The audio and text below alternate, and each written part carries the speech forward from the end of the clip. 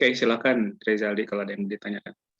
Saya izin bertanya mengenai yang tabel dari tes produktivitasnya, Pak. Kan itu ada yang 0, 3, sampai 10 ya, Pak ya. Ada yang perhitungan skornya. Nah, untuk yang di skor 3 itu didapatkan dari mana ya, Pak? Dan juga kan kalau misalkan yang 0 mah udah dapat pertama-tama ya, Pak ya. Jadi kan kalau misalkan mau menghitung lebih lanjutnya seperti baris kedua ke 1, 2, dan 4 seterusnya ke atas kan di Interpolasi. paling inti, ya di intinya itu kan Pak yang di baris ketiga ya Pak ya. Betul, Oh, betul. itu Pak, paling Rezali nanya itu aja Pak. Terima Oke. kasih Pak sebelumnya.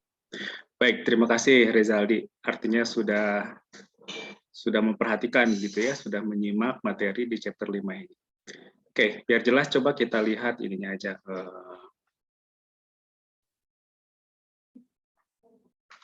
Kita lihat.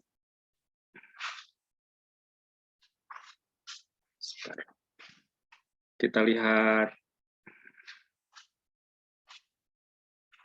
slide-nya ya.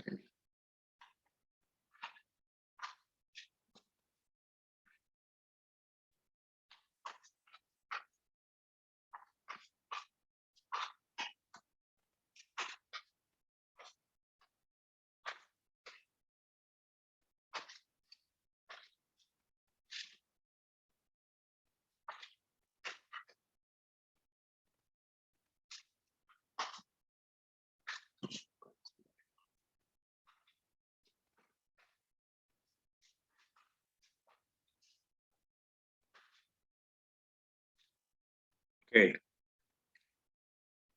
Saya share screen.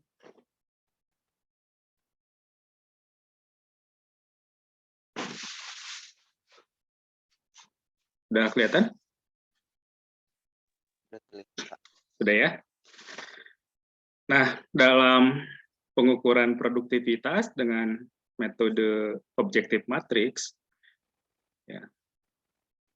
Jadi matriks ini kita bagi dalam 3 blok gitu ya. Saya jelasin dari awal buat yang lain biar lebih paham. Matriks ini kita bagi dalam 3 blok. Yang pertama adalah blok definition atau blok kriteria produktivitas yang akan kita pakai. Ya. Kalau yang tempo hari yang waktu saya menjelaskan jurusan, kalau kriteria produktivitas jurusan TI misalnya ya, dilihat dari jumlah mahasiswa baru, jumlah lulusan, kemudian gaji pertama dari alumni kita, gitu ya. Nah itu yang kita jadikan sebagai kriteria. Nah itu kita simpan di blok A. Ya. Blok B adalah quantification, ya. Ukuran-ukuran yang akan kita tentukan. Yang akan kita tentukan berapa produktivitas kita saat ini. Nah, produktivitas kita saat ini yang existing ya, Rezaldi ya, itu kita sebut sebagai produktivitas dasar. Ya, itu kita sebut sebagai base productivity. Nah, base productivity ini disimpan di baris ketiga. Ya. Base productivity ini boleh jadi namanya juga base dasar gitu ya. Produktivitas yang akan kita jadikan sebagai acuan. Ya. Boleh yang tahun ini, boleh yang tahun lalu, boleh yang 2 tahun lalu. Siapa yang menentukan base productivity ini? Nilai base productivity bukan base terbaik ya, tapi base dasar ya. Nilai productivity dasar ini siapa yang menentukan? Ini yang menentukan tim manajemennya. Ya. Mungkin di saat kita di periode base itu, di periode dasar itu akan menjadi titik poin kita untuk berkembang misalnya. Ya. Ini kita simpan di nomor 3. Yang di nomor 0 itu adalah produktivitas terburuk.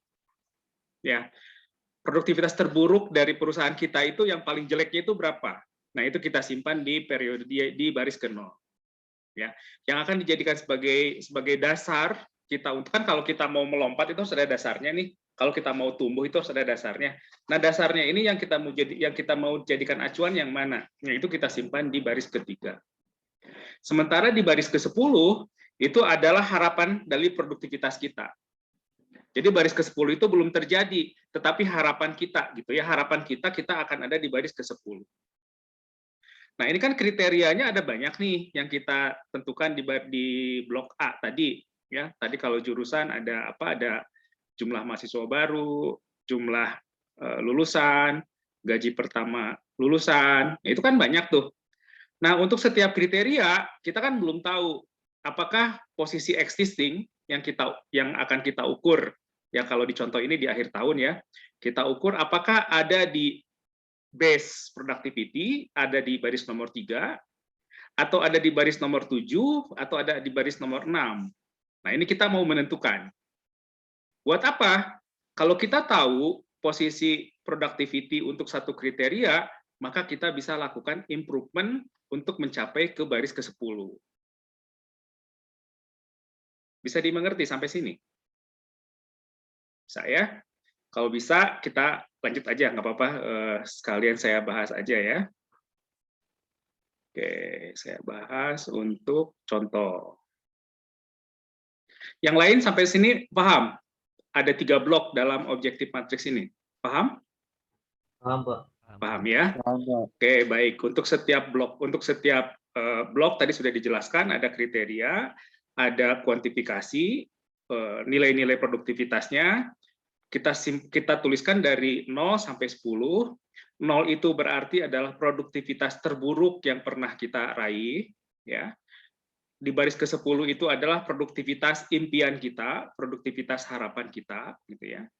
Di baris ketiga ini adalah produktivitas dasar yang akan kita jadikan sebagai acuan. Kita simpan di baris nomor 3. Ya, artinya kalau 3 menjadi acuan, jangan sampai kriteria-kriteria itu di bawah 3. Ya. Kalau di bawah 3 nanti kita bisa mengulang produktivitas terburuk kita di baris ke-0. Jadi usahakan ada di antara 3 sampai nanti angka 10. Kalau ternyata baru angka 6, berarti kita harus cari cara, harus cari metode untuk menaikkan produktivitas dari 6 ke 7, ke 8, sampai akhirnya ke 10. Pertanyaannya, bagaimana Pak kalau nanti semua kriteria sudah ada di baris ke-10 semua ternyata nilainya?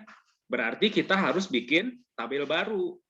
Ya, berarti perusahaan memang sudah sangat berkembang dengan pesat, sehingga kita bikin tabel baru, sehingga yang tadinya 10 ada di baris ke-10, bisa saja kita turunkan menjadi baris ke-3. Baris ke-10-nya kita bikin harapan-harapan yang lebih maju lagi. Gitu. Paham ya? Makanya perusahaan itu akan berkembang, perusahaan yang produktivitasnya tinggi, itu akan semakin membesar. Karena kriterianya dia akan terus mengalami peningkatan, mengalami kenaikan, mengalami standar yang lebih tinggi begitu. Ya, saya ambil contoh misalnya kita ini untuk di beberapa prodi di Unjani kita ini sudah ada di akreditasi A. Ternyata pindah ke 9 standar harus dikonversi menjadi unggul. Sudah ada yang berubah menjadi unggul. Yang A ini kan sudah paling tinggi nih akreditasi. Terus kalau sudah A mau ngapain? Kita bikin standar yang baru apa? Kita ingin akreditasi internasional untuk yang A. Kalau untuk kayak kita yang B, kita naikin poin. Sebelumnya kita nilainya sebesar A. Terakhir kita naikin poin, lompat sampai 30 sampai 35 poin. Artinya untuk ke unggul kita sudah tinggal butuh sedikit poin lagi. Nanti kalau sudah unggul, kita ganti dengan akreditasi internasional, dan seterusnya. Jadi kita punya standar yang selalu naik, yang menunjukkan bahwa produktivitas kita ini, produktivitas organisasi kita ini tinggi. Begitu pula kalau di perusahaan. Paham ya? Oke, saya teruskan ke sini nih. Nah, ya. Jadi tadi yang di blok A ini adalah kriteria yang akan kita pergunakan. Nanti kita lihat contohnya ya. Nah, yang masih di blok A, ya ada baris di situ, baris kedua, ini kita sebut sebagai measure performance. Jadi ukuran produktivitas yang baru saja kita ukur. Kalau dicontoh nanti yang kita ukur di akhir tahun. Yang di blok B ini ukuran-ukuran yang menunjukkan dari worst performance. Ya, worst performance itu berarti produktivitas terburuk yang pernah kita raih. Ya. Kita pernah meraih sesuatu yang buruk juga tidak apa-apa, itu menjadi sejarah buat kita. Nanti kita simpan di baris ke-0 dan itu jangan terulang lagi begitu. Ya. Ini worst performance. Yang nomor 3 yang tadi Rizal ditanyakan, ini yang kita sebut sebagai base, ya, base performance. Jadi performance dasar, patokan awal kita. Nah, kita ini ingin, gitu ya, ingin melihat produktivitas yang kita ukur, yang di baris kedua ini, yang measure performance, sekarang ini ada di level berapa? Di antara 3 sampai 10. Tadi misalnya, oh ada di level 6, nggak apa-apa, berarti butuh berapa poin lagi untuk dinaikkan ke level 10. Artinya kita harus melakukan improvement ya untuk satu kriteria tertentu agar berubah dari baris ke-6 kita naikkan menjadi baris ke-7 atau ke-8 sampai ujungnya ke baris ke-10. Baris ke-10 itu apa? Expected performance. Performance yang diinginkan, yang diharapkan. Kalau untuk program studi, performance yang diharapkan adalah akreditasi tertinggi, yaitu unggul. Kalau untuk nasional, ya. Nah sekarang kita tinggal lihat skor kita ada di mana. Kalau kita udah ketemu skornya di mana, kita lakukan berbagai upaya supaya kita sampai ke expected performance. Paham sampai sini ya? Oke, kemudian di blok C ya, di blok C ini ada wage and value block. Ini yang menunjukkan bobot. Setiap kriteria itu kan tentu prioritasnya beda-beda, bobotnya beda-beda. Siapa yang menentukan bobot? Manajemen. Ya, tim manajemennya. Oh, kriteria A misalnya karena ini sangat berpengaruh pada profitabilitas perusahaan kita kasih 60%. Kriteria B ini tidak berpengaruh langsung terhadap profitabilitas, tapi kalau tidak ada ini, karyawan misalnya bisa quality of working life-nya jelek, kita kasih 30%. Nah, ini bobot-bobot ini yang menentukan adalah tim manajemen. Makanya kalau kita bicara tentang productivity, ini kita tidak bisa bekerja sendirian. Ini selalu bekerjanya selalu dalam tim. Ya, makanya seperti yang tempo hari ada yang nanya, kalau di perusahaan, ini siapa yang mengerjakan, Pak? Jawabannya ada 2, saya waktu itu jawab. Yang pertama, di perusahaan itu ada yang punya departemen khusus yang untuk meningkatkan productivity gitu ya, namanya macam-macam, ada departemen improvement ya, atau ada juga yang melekat pada masing-masing departemen. Ya, nanti peningkatannya itu dibahas melalui gugus kendali mutu. Ya, jadi setiap periode tertentu, setiap departemen itu harus mempresentasikan apa yang dia lakukan untuk proses improvement. Ya, jadi ada 2 seperti itu. Ada yang punya departemen khusus. Perusahaan-perusahaan yang maju biasanya dia punya departemen khusus untuk mengembangkan produktivitas di masing-masing departemen. Jadi dia pekerjaannya sekarang dia analisis departemen A, apa yang bisa diperbaiki, dianalisis, kemudian tadi dengan menggunakan siklus productivity itu ya, dari mulai measure, evaluation, planning, improvement, udah ketemu, dicek, udah naik produktivitasnya, dia pindah ke departemen yang lain. Jadi kerjaannya seperti itu terus. Jadi orang yang seperti analis begitu ya, tapi dia punya kewenangan untuk melakukan proses improvement, untuk eksekusi improvement. Oke, nah kemudian di sini tadi ada bobot ya. Nah nanti dikalikan saja measure performance-nya ada di nilai berapa skornya dikalikan dengan bobotnya itu nanti menjadi value. Nanti kita lihat contoh biar jelas. Ya, cuman ini dulu bayangan ini harus sudah bisa dipahami dengan baik gitu. Paham sampai sini? Paham ya? Oke. Nah, coba kita lihat contoh ya, kita lihat contoh yang ada di literatur. Ya. Ini ada satu perusahaan gitu ya. Dia punya kriteria productivity-nya ada 6 kriteria. Berarti kalau ngomongin kriteria, ini nanti akan kita simpan di blok A. Ya, di blok A. Kriterianya ada speed of service, ada lateness,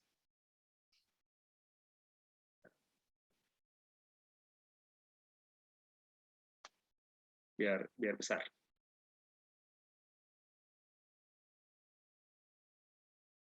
Oke. Ada speed of service. Satuannya adalah menit per orang. Jadi kecepatan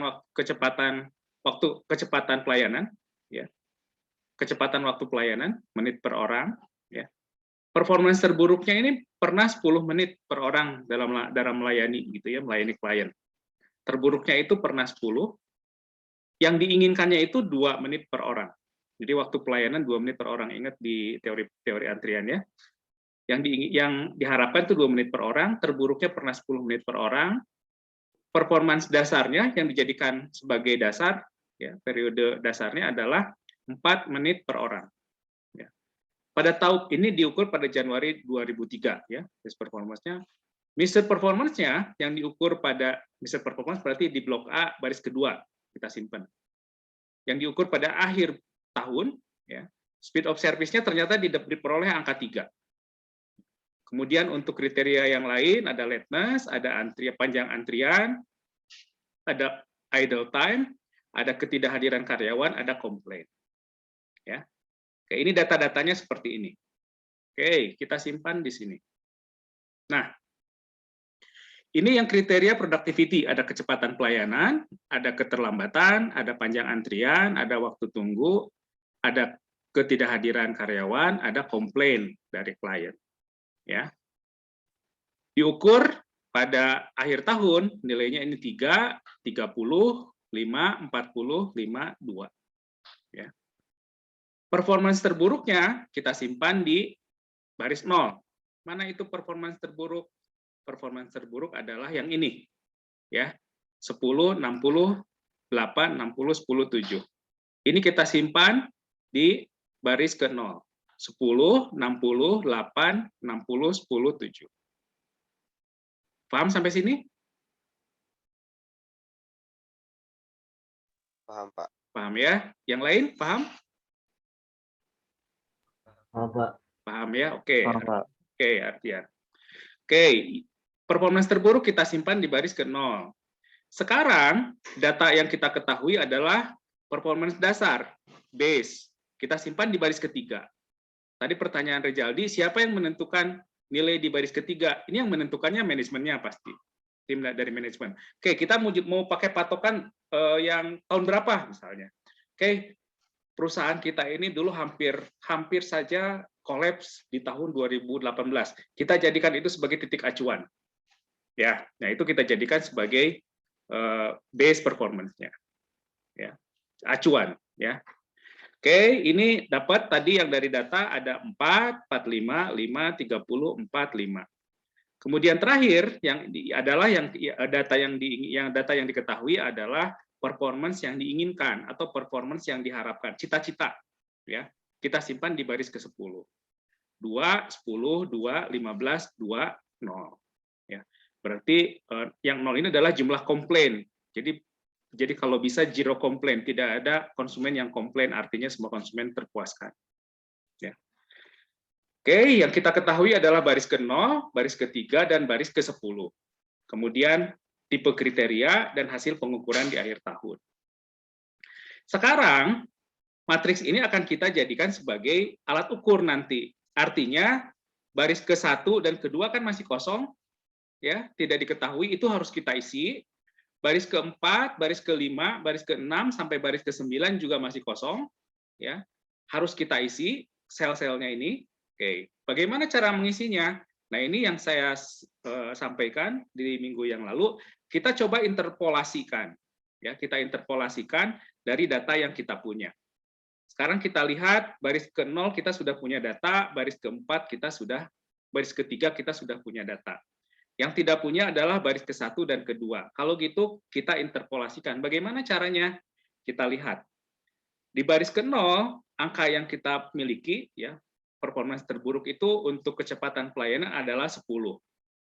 Base performance-nya adalah, di baris ketiga adalah 4. Kalau begitu, harus kita isi angka berapa, gitu ya. Baris ke-1 dan ke-2, kalau diketahui baris ke-0-nya 10, baris ketiganya 4, kemudian skala antara 0 sampai 3 ini adalah sama skalanya. Ya. Berarti caranya begini, ya. Ini kan ada proses penurunan tuh ya, karena kecepatan pelayanan kan makin kecil makin bagus, ya. Di baris ketiga 4, di baris ke-0 10. Caranya 10 kita bagi 4. 10 kita kurangi 4. Paham? 10 kira kita kurangi 4, kita bagi ini ada berapa baris nih? 1, 2, 3. Ya. 10 kurangi 4, 6 kita bagi, ini ada 3 skala, ada tiga baris, ya. 6 dibagi dengan 3 berarti sama dengan 2. Berarti skalanya adalah 2. Oke, berarti di baris ke-1, 10 kurangi 2, 8. 8 kurangi 4, kurangi 2, 6. 6 kurangi 2, 4. Kita peroleh skala untuk baris ke-0 sampai dengan baris ke-3. Itu yang kita sebut sebagai interpolasi. Paham ya? Oke. Dengan cara yang sama, kita isi baris ke-4 sampai baris ke-9. Kita interpolasikan, kita lihat ya. Ini ada berapa baris? 1, 2, 3, 4, 5, 6, 7. Ada 7 baris. Ya. Angka yang diketahui adalah baris ketiga 4, baris kedua ada 2. Kalau begitu, gitu ya. 4 dikurangi 2, atau 2 dikurangi 4 boleh, tapi kita ambil nilai mutlaknya, nilai yang positifnya, karena kita mengukur skala kan, skalanya berapa, supaya sama. 4 dikurangi 2 berarti sama dengan 2, kita bagi dengan 1, 2, 3, 4, 5, 6. Ya. Kita bagi dengan 7 ya, dengan ininya. Dengan baris ke-10-nya. Berarti 2 dibagi 7. Dapat berapa? Coba Anda cek ya.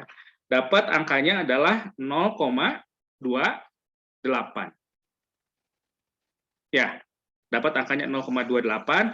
Berarti kita tinggal isi 4 dikurangi 0,28 dapat 3,72, 3,72 dikurangi 0,28 dapat 3,44, dikurangi 0,28 dapat 3,16 dan seterusnya.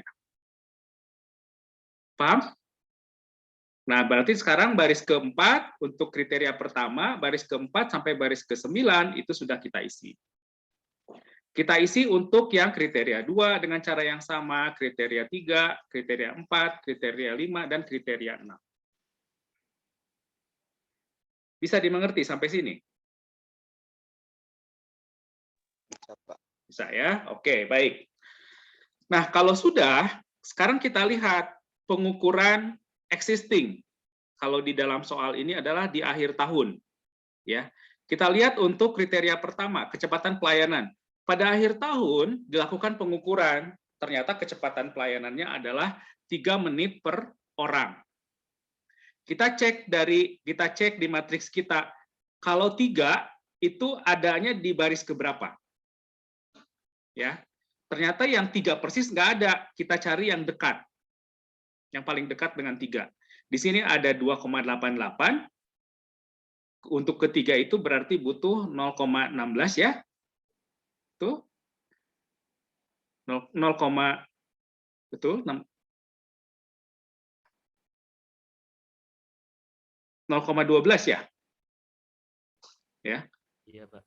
Ya, kemudian bisa juga di 3,16 butuh 0,16 atau di 3,44 ya. Kita lihat saja yang paling dekat adalah 3,16. Ya.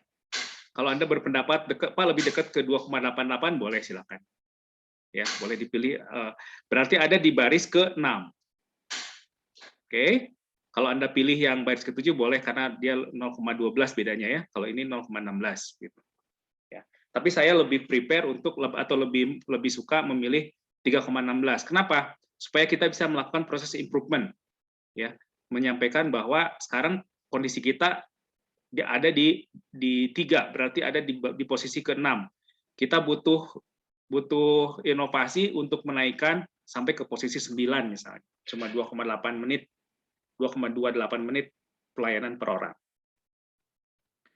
Oke, kalau sudah, oke, ternyata ada di baris ke-6. Kita simpan di sini di skor. Untuk kriteria pertama, ada di baris ke-6. Paham? Ya. Untuk yang kriteria kedua, kita lakukan hal yang sama. Kriteria kedua itu nilainya 30. Kita cek, oh, 30 ada di baris ke-6. Kita simpan di baris ke-6, kita simpan di skornya, ini ada di baris ke-6. Dengan cara yang sama, untuk kriteria selanjutnya ada di baris ketiga, kedua. Nah, ini kedua berarti dia ada di bawah dasar. Buruk sekali untuk waktu tunggu dan ketidakhadiran karyawan. Ya. Oke, sudah kita simpan di sini. Lalu ada bobotnya. Nah, siapa yang menentukan bobot? Ini yang menentukan bobot tadi saya sampaikan adalah tim manajemennya, tim produktivitasnya. Ya. Ternyata untuk kriteria 1 bobotnya 20, kriteria 2 bobotnya 30, ini 10, 15, 15, dan 10. Kalau sudah ketemu, kita kalikan skor yang kita tulis tadi dengan bobotnya. 6 kali 20 dapat 120, 6 kali 30 dapat 180, 3 kali 10 dapat 30, dan seterusnya. Sehingga didapat value-nya adalah, kalau kita jumlahkan 120 plus 180 dan seterusnya, dapat value-nya adalah 460. Ya. Jadi performance, indikator kinerja, indikator produktivitas pada saat ini adalah 460. Sementara yang base-nya, ya, yang base-nya adalah 300 yang di baris ketiganya. Oke. Berarti kita bisa tentukan indeksnya adalah, nah ini, ya, 460 dikurangi dengan 300 dibagi 300. Dapat indeks performance-nya adalah 53,33%. Bagus tidak angka itu? Lumayan daripada periode dasar, tetapi masih jauh dari harapan perusahaan yang menyimpan tadi harapan untuk di baris ke-10. Ya. Masih banyak yang bisa kita improve dengan data tadi, dengan hasil pengolahan data tadi, yang bisa kita improve agar kita bisa menaikkan performance sampai ke level yang harapan yang 10 tadi. Mana yang harus didahulukan? Yang terburuk adalah kriteria yang waktu tunggu dan kriteria ketidakhadiran karyawan. Berarti ini yang harus kita improve dulu, boleh. Ya, caranya gimana untuk waktu tunggu? Ingat teori antrian. Ya, waktu tunggu itu terjadi karena waktu pelayanannya rendah atau karena servernya kurang. Kalau nambah server akan ada investasi, gitu ya. Kalau meningkatkan kecepatan pelayanan, tidak ada investasi, tetapi ada proses yang harus dilakukan. Apa? Misalnya merubah peta proses operasi, misalnya menyederhanakan peta proses operasi, atau melatih karyawan, ya, dan seterusnya dan seterusnya. Yang investasinya kecil, itu biasanya menjadi pilihan lebih dahulu. Itu menjawab pertanyaan Rizaldi tadi. Ya, mudah-mudahan cukup jelas. Jadi saya harap sudah paham bagaimana kita mengukur produktivitas dengan metode objektif matriks. Ini bisa kita lakukan untuk mengukur produktivitas di departemen, mengukur produktivitas di divisi, atau mengukur produktivitas di satu perusahaan. Ya. Nah, tapi tadi untuk mendapatkan data-data yang tadi itu yang menjadi tantangan tersendiri kalau kita melakukan penelitian ke perusahaan. Makanya cara komunikasi kita harus bagus, gitu ya, harus baik. Kita harus belajar cara berkomunikasi dengan baik supaya kita bisa mendapatkan data-data yang tadi. Data di baris ke-0, data di baris ke-3, dan data untuk di baris ke-10. Ya. Terus bagaimana menentukan kriterianya, gitu. Silakan, itu nanti pada saat penelitian diobservasi antara satu perusahaan dengan perusahaan yang lain itu berbeda-beda. Ya, saya sering contohkan kasus untuk di jurusan kita sendiri, begitu ya, supaya kan kita mengenal bagaimana proses bisnis di jurusan kita, sehingga Anda bisa paham kira-kira kriteria sebuah program studi dikatakan produktif itu apa saja sudah bisa dipahami.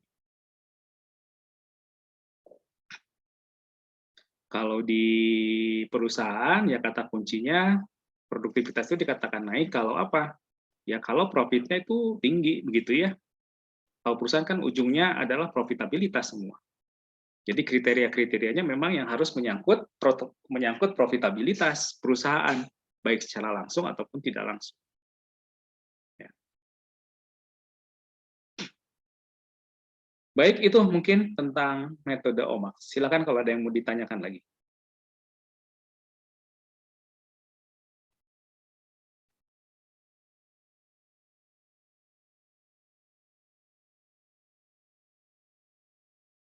Yuni, ada yang mau ditanya, Yun?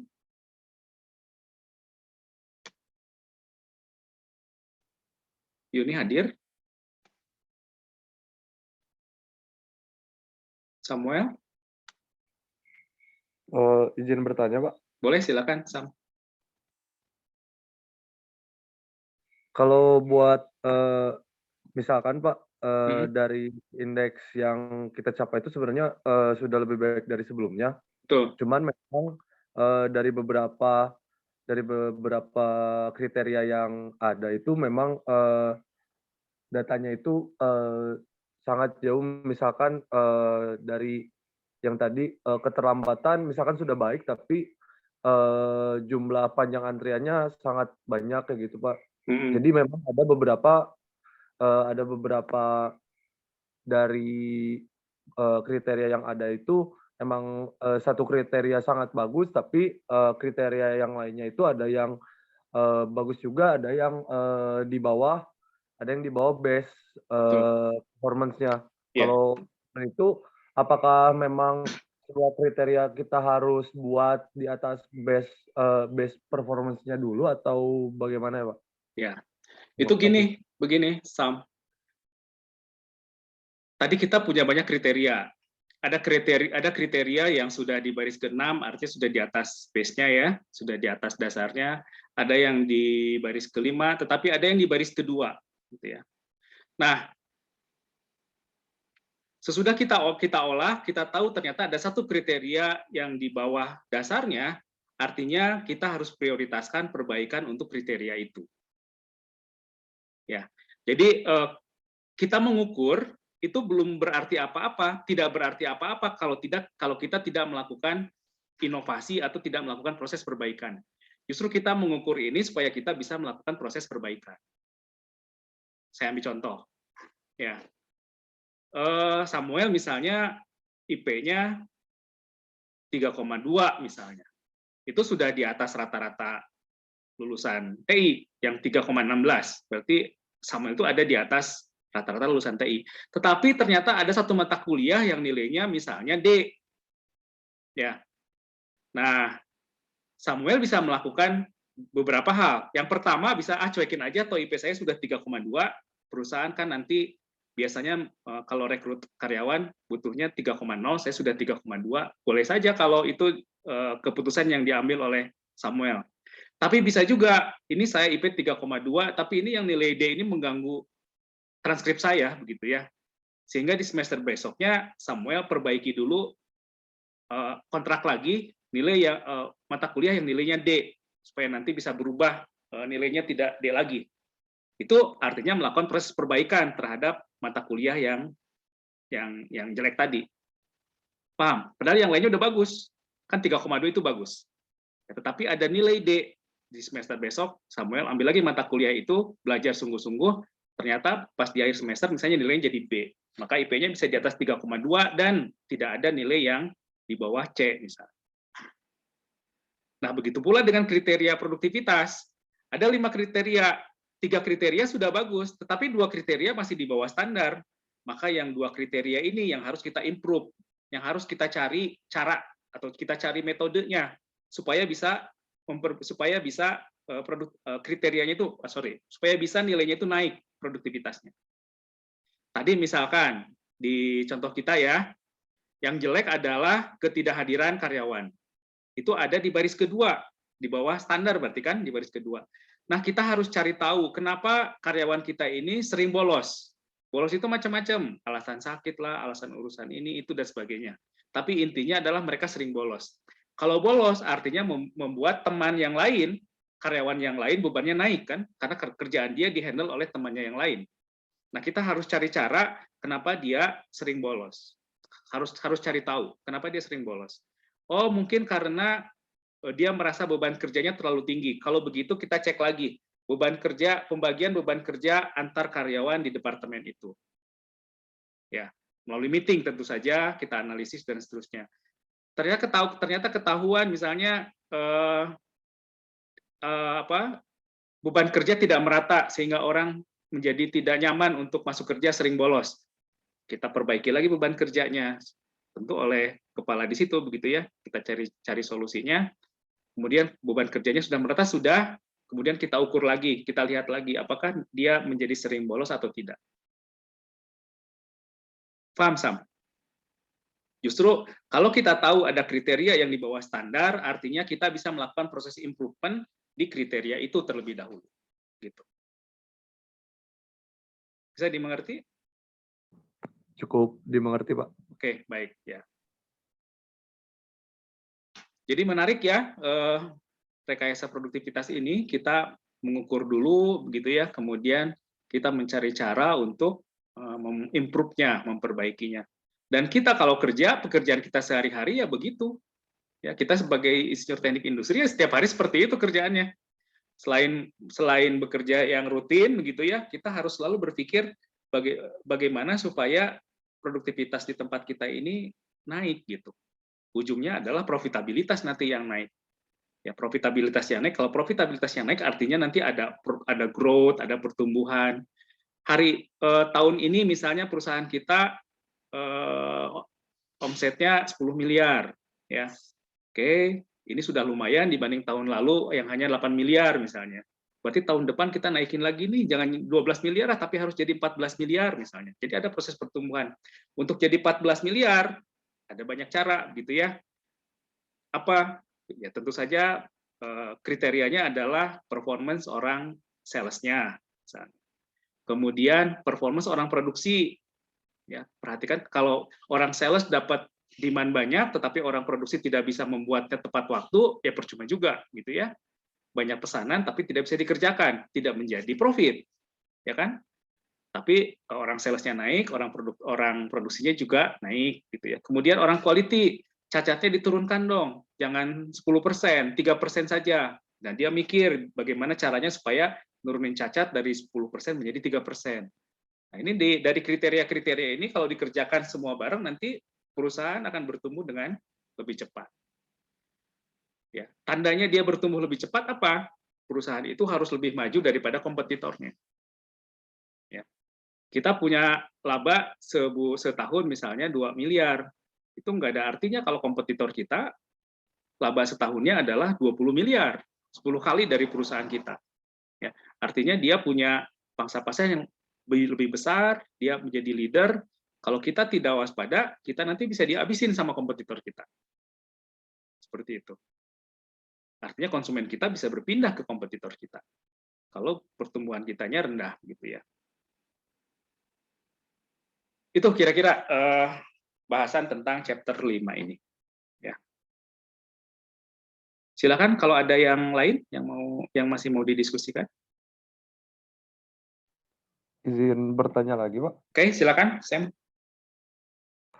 Kalau untuk performance yang memang sebelumnya belum sesuai dan pada akhirnya performance itu kita bisa capai di expect performance dan mendapatkan skor 10 untuk pada langkah selanjutnya jika kita memang masih ingin membuat pekerjaan yang kita lakukan lebih baik atau lebih produktif itu skor yang ada itu kita simpan di base performance secara rata atau bagaimana ya, Pak? Ya. Kan di teknik industri itu there is no best way but always a better way. Ya. Tidak ada yang terbaik, tetapi selalu ada cara yang lebih baik. Tadi misalnya seperti yang kata Sam sampaikan, performance 10-nya sudah kita raih begitu ya. Artinya kita akan masuk ke level berikutnya. Yang tadinya misalnya industri kecil ya. Industri kecil itu kan ada kriterianya ya, misalnya jumlah aset sekian, saya lupa lagi jumlah aset sekian. Sudah tercapai itu baris ke-10-nya, maka kita naik level menjadi industri menengah. Ya, sama nanti kita akan punya kriteria-kriteria lagi untuk industri menengah tadi, sudah tercapai sampai ke baris ke-10, maka kita naik akan menjadi industri yang besar. Jadi selalu ada standar yang lebih tinggi dari yang kita punya gitu ya. Perusahaan yang berkembang itu dia selalu menaikkan standarnya supaya dia bertumbuh tanpa henti seperti itu. Paham, Sam, sampai sini? Mungkin saja yang di baris ke-10 tadi expected-nya itu nanti akan kita simpan menjadi baris ketiga, menjadi best performance. Jadi performance dasar. Ya, yang 10-nya nanti direncanakan lagi melalui apa? Mungkin direncanakan melalui meeting manajemennya. Kita inginnya tahun depan itu begini. Itu menjadi expected performance. Nah, perusahaan yang tidak melakukan itu, gitu ya, maka biasanya dia datar-datar saja, ya. Kalau industrinya tidak terlalu persaingannya tidak terlalu tinggi, dia masih akan bisa hidup. Tapi kalau industri yang persaingannya tinggi, udah wassalam itu. Anda perhatikan di industri gadget ya, dulu ada HP 1 juta umat. Sekarang kan nggak ada lagi. Ya, mungkin karena salah expected-nya gitu ya. Dulu mengira bahwa masa depan gadget itu ada di voice, ada di telepon, dan ada di teks, SMS. Ya, ternyata masa depan gadget itu adanya di data, di pertukaran data. Ya, sehingga yang dulunya kita lihat gadget itu kan industri yang persaingannya sangat ketat ya. Yang dulunya dia leading di pasar, sekarang malah nggak ada. Ada sebutkan beberapa merek, kalau masih ingat, sekarang sudah tidak ada di pasar. Muncul pasar-pasar yang baru, yang mereka melihat bahwa masa depan gadget seperti kita sekarang, adanya kan di WA.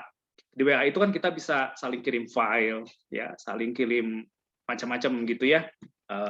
Base-nya adalah data. Ya. Masa depan, apakah akan seperti gadget sekarang? Kita belum tahu juga. Ya, justru disitulah perlu pengetahuan, perlu informasi supaya kita bisa memprediksi kira-kira ke masa depan itu industri kita ini apakah masih akan stay atau tidak. Ya, seperti itu. Sekarang ramai online kan, ramai bisnis online shop, ya. Online shop itu pesannya pakai online, tapi kirim barangnya tetap harus fisik kan? Kirim barangnya harus fisik. Maka industri yang berkembang adalah industri apa namanya itu? Kurir. Ya, kurir itu kalau dulu mungkin kita hanya mengenal 2, 3 gitu ya, 4 perusahaan, sekarang perusahaannya banyak sekali. Artinya kuenya besar di situ sehingga banyak tumbuh industri kurir. Tetapi kalau saja misalnya kita berangan-angan film Star Trek itu alatnya nanti bisa diciptakan, jadi bahwa massa itu bisa dipindahkan melalui suatu alat tertentu kayak Star Trek kan masuk ke dalam alat itu ya. Beneran itu kalau mau pindah ke satu tempat tinggal set koordinatnya, tiba-tiba hilang ada di tempat tertentu. Kalau alat itu ada, misalnya gitu ya, dengan kemajuan teknologi, industri kurir udahan itu. Ya nggak? Karena tinggal dimasukkan ke alat situ, sudah bisa dikirim, tinggal nentuin koordinatnya. Samuel lagi di Bandung, mau belinya online dari Surabaya, gitu ya. Nanti barangnya dikirim dari Surabaya ke Bandung, tidak lewat kurir lagi, tapi cukup ke perusahaan yang punya alat itu, ya. Nanti tiba-tiba ada di rumah Samuel. Kalau itu ada, berkembang, mudahan berarti itu bisnis. Kurir itu ya.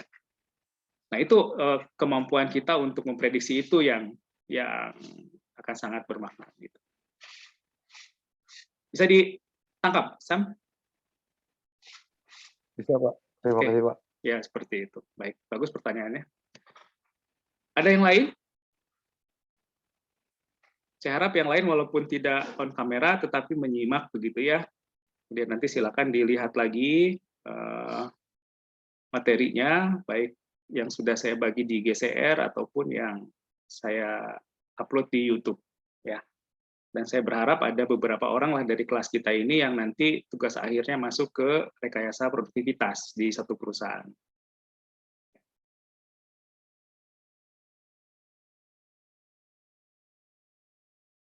Oke, ada lagi? Kalau dari Ardian cukup, Pak. Cukup ya, Ardian? Oke, baik.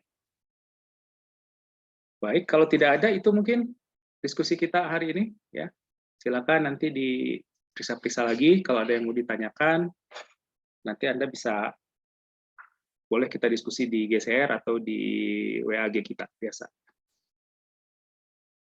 Cukup, Rezaldi? Kalau dari Rizaldi cukup mungkin, Pak. Tapi Ya. pengen bertanya. Boleh, silakan. Kalau misalkan produktivitasnya, kita kan mau ngebuka UMKM nih, Pak, misalkan, untuk menangani. Nah, kalau misalkan UMKM itu apakah efektif, Pak, jika menggunakan matriks untuk mengukur produktivitas dari suatu UMKM kita, atau mungkin dari menggunakan suatu alat lain gitu Pak untuk Hmm. menguji produktivitas. Itu aja mungkin kalau Oke. dari Jalil. Terima kasih. Baik, Grace. Ya, pada prinsipnya si objektif matriks ini bisa digunakan untuk mengukur perusahaan apa saja gitu ya. Baik di levelnya UMKM ataupun menengah ataupun besar. Ya. Nah, kalau di UMKM nanti yang paling penting adalah bagaimana proses improve-nya dari hasil pengukuran yang kita lakukan. Jadi kata kuncinya adalah bagaimana kita melakukan proses improve-nya. Misalnya nanti, oh ternyata sales-nya, penjualannya rendah. Berarti nanti kita harus cari cara metode untuk meningkatkan penjualan. Masuk ke situ. Ya. Itu metodenya banyak untuk menaikkan penjualan. Masuk nanti alat ukur pertamanya adalah produktivitas, tetapi proses improve-nya nanti bisa dilakukan dengan cara-cara di marketing misalnya, di strategi marketing bisa, atau misalnya di strategi produksi juga bisa gitu ya. Jadi tergantung nanti minat dari Rezaldi gitu ya. Nanti ingin melihat kriteria mana yang akan diimprove lebih dulu. Jadi kalau untuk UMKM nanti kata kuncinya adalah kita akan mengimprove pada kriteria yang mana. Ya, seperti itu ya. Biasanya UMKM ada problemnya sih di sales ya, di penjualan gitu. Nah, bagaimana caranya supaya penjualannya naik? Mungkin yang semula offline kita hibrid dengan online gitu. Kemudian yang semula online-nya juga bisa kita pakai marketplace, bisa kita pakai jalur yang marketplace yang sudah terkenal ataupun marketplace yang lokal juga banyak, tergantung produknya. Kalau produk sayuran mungkin pakai marketplace yang lokal udah mencukupi karena area penjualannya kan terbatas sayur atau buah gitu ya. Anda lihat sekarang banyak tuh yang startup pada proses pengiriman buah dan sayur. Anda cek aja di Play Store banyak sekali. Ya, mungkin saja lewat situ gitu. Atau kita perbaiki dulu dari aspek internal perusahaan, kemasan, gitu ya, dan sebagainya. Seperti itu. Bisa ditangkap ya, Aris ya? Siap, Pak. Ya. Terima kasih banyak, Pak. Oke, baik. Ilham, ada yang mau ditanya? Cukup mengerti, Pak. Cukup ya. Prihat, ada yang ditanyakan, Prihat? Prihat hadir? Riza?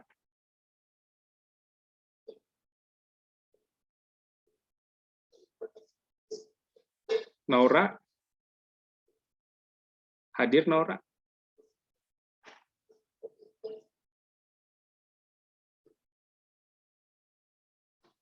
Ini saya rekam, jadi saya tahu yang saya panggil nggak jawab nggak ada ya.